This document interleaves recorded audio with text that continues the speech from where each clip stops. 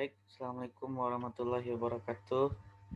Di sini saya ingin sedikit mempresentasikan materi tentang Green Supply Chain Management. Yang pertama yang akan kita bahas yaitu tentang konsep Green dari Supply Chain Management. Green Supply Chain Management dikenal sebagai konsep yang lebih baru daripada Supply Chain Management, di mana Green Supply Chain Management adalah pembangunan berkelanjutan bagi perusahaan yang telah muncul sebagai pendekatan SCM inovatif baru yang penting bagi setiap organisasi untuk mencapai manfaat secara bersamaan dan menambahkan manfaat dalam bidang lingkungan dalam rangka mengurangi dampak negatif dan risiko dalam lingkungan.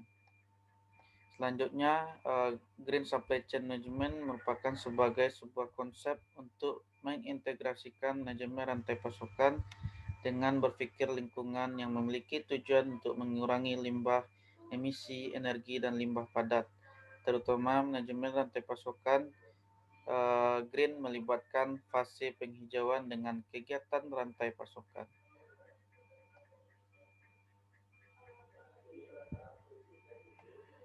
Green Supply Chain Management meningkatkan operasional pekerjaan dengan menggunakan solusi yang memperhatikan lingkungan.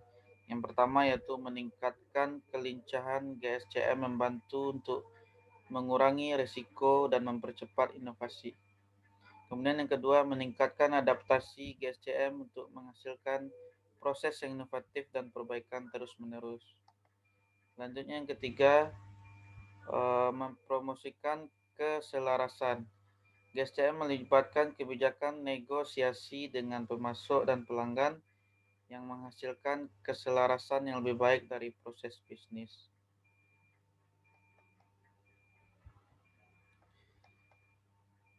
Selanjutnya, materi yang kedua yaitu tentang evolusi dari Green Supply Chain Management. Seperti yang sudah dijelaskan tadi, di mana Green Supply Chain Management sebagai pengelolaan yang berkisar dari green purchasing hingga rantai pasokan yang terintegrasi mulai dari pemasok ke pabrik dan ke pelanggan secara reverse logistik yang menutup loop. Kemudian pendapat ahli lain juga mengungkapkan Green Supply Chain Management adalah suatu pengintegrasian pemikiran lingkungan ke dalam manajemen rantai pasokan, termasuk desain produk, bahan, sumber, dan juga seleksi proses manufaktur. Green Supply Chain Management sebagai proses menggunakan input yang ramah lingkungan dan mengubah input tersebut menjadi keluaran yang dapat digunakan kembali pada akhir siklus hidupnya sehingga menciptakan rantai pasok yang berkelanjutan yang berdampak terhadap lingkungan. Kemudian yang ketiga untuk aktivitas Green Supply Chain Management. Adapun aktivitas-aktivitas yang tercakup dalam sebuah rantai pasokan menurut penelitian dari Neil Lawan tahun 2010 menjelaskan terdapat beberapa fungsi operasional dan aktivitas-aktivitas dalam Green Supply Chain Management. Di antaranya yang pertama yaitu Green Procurement. Pengadaan hijau berkaitan dengan keadaan lingkungan pembelian yang terdiri dari keterlibatan dalam kegiatan pengurangan, pembelian, pemakaian ulang, dan serba daur ulang. Kegiatan-kegiatan dalam pengadaan hijau antara lain yang pertama pemilihan supplier, kemudian mempromosikan kegiatan daur ulang dalam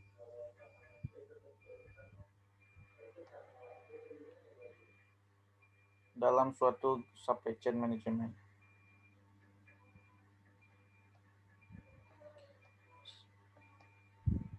Sedangkan menurut Salam tahun 2008, Green Procurement didefinisikan sebagai pembelian lingkungan yang terdiri dari keterlibatan dalam kegiatan yang meliputi pengurangan penggunaan kembali dan daur ulang bahan dalam proses pembelian.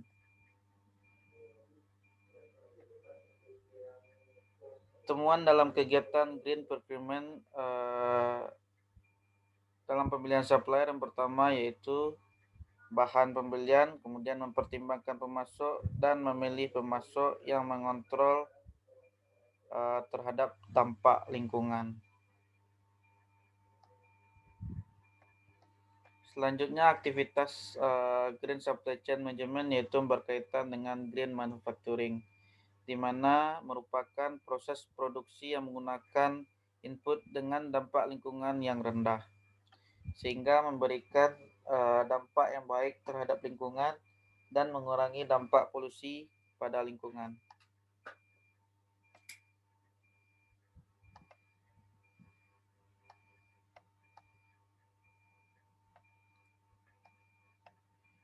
Kegiatan manufaktur hijau dari produsen adalah yang pertama pengontrolan penggunaan zat berbahaya, kemudian yang kedua teknologi efisiensi energi yaitu dengan mengurangi daya konsumsi dalam produk, meningkatkan masa hidup produk untuk meningkatkan efisiensi dan produktivitas.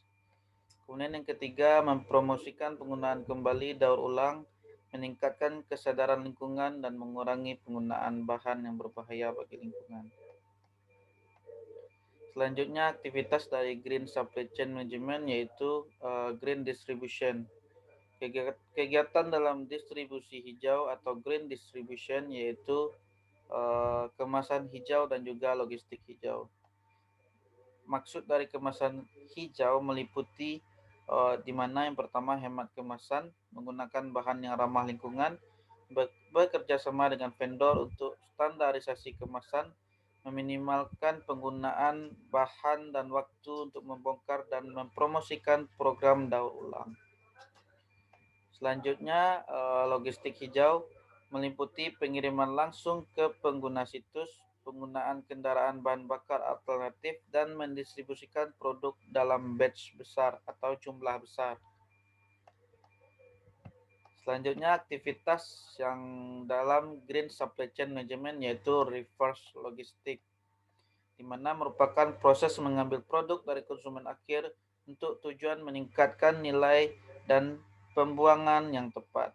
Kegiatan-kegiatan dalam reverse logistik antara lain pengumpulan, gabungan inspeksi, pemilihan, penyortiran, pemulihan, redistribusi, dan pembuangan.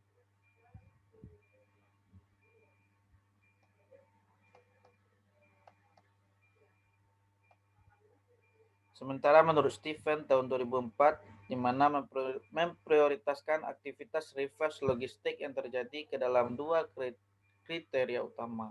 Yang pertama nilai ekonomi dan juga dampak lingkungan yang meliputi reuse, manufacture, recycle, disposal with energy recovery, dan disposal in landfill. Mungkin sekian presentasi dari saya. Terkurang dan terlebih mohon maaf. Assalamualaikum warahmatullahi wabarakatuh.